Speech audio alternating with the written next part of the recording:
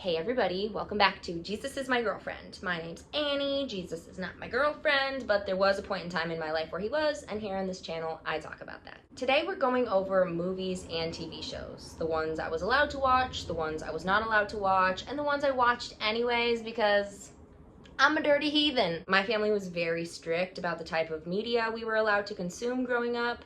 If it didn't have Jesus at the center, if it didn't have strict gender roles, if family values wasn't at the heart of the storyline, then kid, you're shit out of luck. Turn off the Rugrats because it's fucking sinful. Instead, we would watch, guess what? Christian nationalist propaganda. Shows like The Donut Man, the NIV Kids Club, Mother Goose, Mr. Quigley's Village. These shows were mainly teaching children about Bible stories, about Bible verses, usually through fun sing-along musicals with a grown man and a bunch of children. It's a little questionable about what was going on there. Now because of those shows, I have such an array of biblical knowledge in my head, and I can whip out any Bible verse you want. It just has to be in song form. There is deceit in the hearts of those who plot evil. That's my party trick. Don't you wish you could do that? We didn't have the internet or cable television until I was around the age of 13 or 14. So the only cable I was exposed to growing up at that young age was in my dad's office. My dad had his own cable TV so that he could watch soccer and Fox News. Why did he have that when it doesn't match up with our family values? Well, I'll tell you. Because evangelicals don't care about what men do, they only care about what women and children do. Because my dad had this cable TV in his office, sometimes we were able to watch Crocodile Hunter as a family, or on our own, sometimes we'd be able to watch Mr. Rogers or Sesame Street or Teletubbies. But my mom would come in and turn off the TV before another show would start. So I would see the previews for the Rugrats, for Powerpuff Girls, for Kim Possible, and I would always be like, what is that? The reason why my mom didn't want us to watch all these other shows were kind of a different array of reasons. Sometimes it was because there was magic involved, sometimes it was because the characters had too much attitude, or they were showing too much skin, or they disobeyed their parents. My mom was very strict about the type of Disney movies that we were allowed to watch. We were only allowed to watch 2 Disney princess movies, which was Cinderella and Beauty and the Beast. Cinderella probably because she was very submissive, and Beauty and the Beast because she had Stockholm Syndrome.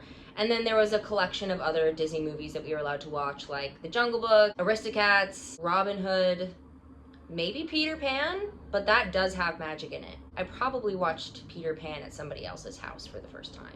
But there were all these other Disney princess movies that I would see in other people's houses, and I would be so enthralled. I specifically really wanted to watch The Little Mermaid and Aladdin. They looked so beautiful, their hair looked amazing and luscious and like enough for 4 heads. Why do Disney princesses have like so much hair? But anyways, we definitely weren't allowed to watch those growing up. When I got to be around 13 or 14, my family got the internet and cable television. One of the reasons was because the homeschooled parents in the co-op we were a part of had been using email for years, and they had been telling my mom they really needed her to get email, and finally she got one. Another reason was because my dad didn't want to have to go to his office to go watch TV, so we got one in the living room.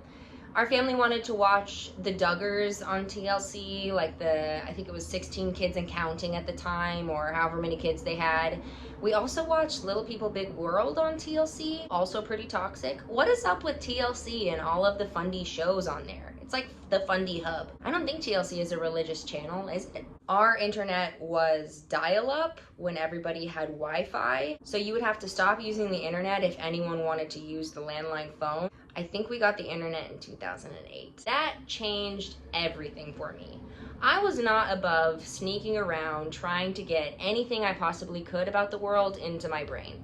By any means necessary, I was going to get as much knowledge as I possibly could. So you best believe that once my family got television, I was going to set an alarm, wake up at 1 or 2 in the morning when everybody was asleep, tiptoe down to the family room, and watch any kind of TV show I wanted.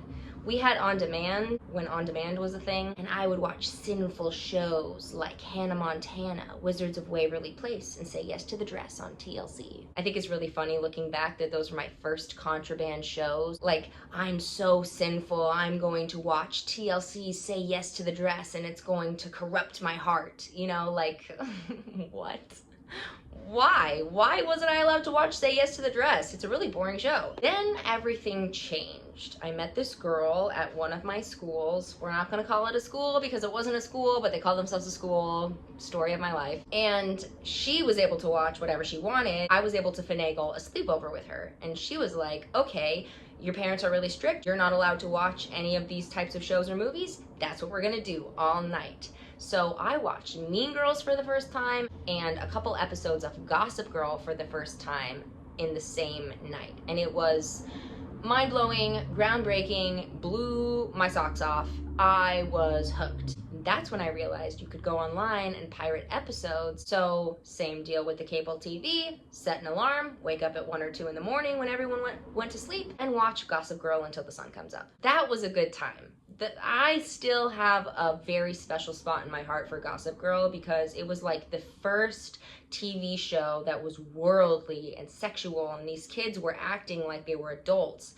And I was like, wow, this must be what high school is like. That was all I really had to compare to what my life was like. And I was like, wow, their life is way better than mine. Once I turned maybe 14 or 15, my parents started to actually let me go to the movie theater to watch actual movies with some friends at the homeschooled Christian hybrid school that I was going to at the time. My parents would use this Christian tool called Plugged In Online. Plugged In Online is a Christian movie review site, kind of like Rotten Tomatoes, but if their criteria for good movies was purity culture and gender roles. I think the movie that we wanted to see was Dear John, which stars Amanda Seyfried, but we ended up seeing Prince of Persia, I think. And we ended up choosing the other movie because all the parents were in agreement we were not going to see this sinful movie. So today I decided we're going to do a dramatic reading of the Plugged In Online review of Dear John. Okay, so Plugged In Online has different sections in their reviews. They have the movie review section, which basically goes over what the movie's about. It's the plot. They have positive elements, spiritual elements, sexual content, violent content, crude or profane language, drug and alcohol content, other negative elements, and the conclusion. We're not going to do all of that today, but just to give you a little taste, I'm just going to get to the sexual content because ultimately that's what these parents really cared about. Honestly, they don't really care too much about violence, and it seems to be a thing that in Fundie households, most people are okay with their children seeing really gruesome violence. Let's jump into the sexual content on Plugged In Online and see how their reviewers decide to describe some sexual content in this movie. For a woman who says she doesn't sleep around, Savannah is really sexual with John. In low-riding jeans and a revealing shirt, she throws herself onto him when the two meet at an airport. The two cuddle frequently, with Savannah in John's lap, or the couple wrestling or lying on top of each other, kissing and caressing. And they do eventually have sex too. As they undress each other, we see his bare chest and her bra and panties. Ew, don't say panties. Don't say panties. The camera zooms in on their torsos after the rest of her clothes come off. Shadows and arms cover her breasts. Well, thank God for that. We don't want to see any titties. John sees Savannah changing out of a wet shirt. The camera shows her shoulders and upper chest. Okay, let's go to other negative elements. One of the most frustrating elements of this film is Savannah's emotional deceit. Rather than owning up to her feelings of loneliness and doubt about their relationship, she leads John on, not even giving him the dignity of a phone call to end their romance. Yet she selfishly and naively persists in believing that he will still love and accept her friendship. All right, and the conclusion. Dear John is based on a novel by Nicholas Sparks, an author whose very name seems to invoke uncontrollable sniffling. I would like to see someone uncontrollably sniff. And indeed, women were crying all over the place as Dear John's credits rolled at the screening I attended.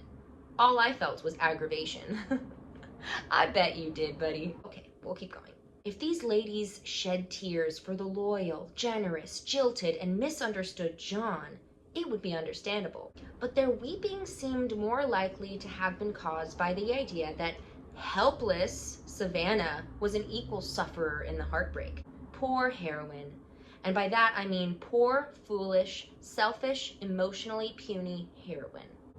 Okay, let's take a step back here real quick and look at this first sentence, how they describe John. The loyal, generous, jilted and misunderstood John, and let's talk about how they talk about Savannah, the poor, foolish, selfish, emotionally puny heroine. I would like that on a t-shirt. I'm emotionally puny. So basically, the rest of this article is the author poking fun at this movie. It's bad because they have sex, it's her fault, and she leads him on because of all these random reasons. I don't really know why we wanted to watch Dear John, and I don't really know when I watched it. I know I've seen the movie eventually. I'm sure I watched it years later. I just think it's really interesting to go back and read some of those Christian reviews of movies because it really shows the mindset and the intention behind the review. The agenda that this reviewer has is really about gender roles, keeping the onus on the woman for the whole relationship, making sure that we know that there's sexual content and there's a woman in this story who uses her body to try to get men. It's not a super helpful review, and it's really intended to make sure Christian parents are only showing their children certain types of movies, certain types of storylines, and certain types of narratives. So that's that. Now I watch whatever I want, which is mainly trash reality TV and reruns of The Office. The last really good show that I watched was Insecure, but honestly, there hasn't been very many things that I'm interested in on TV right now. I think one of the main arguments against censoring your children's media that they're consuming is they're going to be exposed to it eventually, and when they do, at least in my case, all I wanted was to see more. All I wanted was to see sex scenes and people kissing and really mature content because it was so forbidden.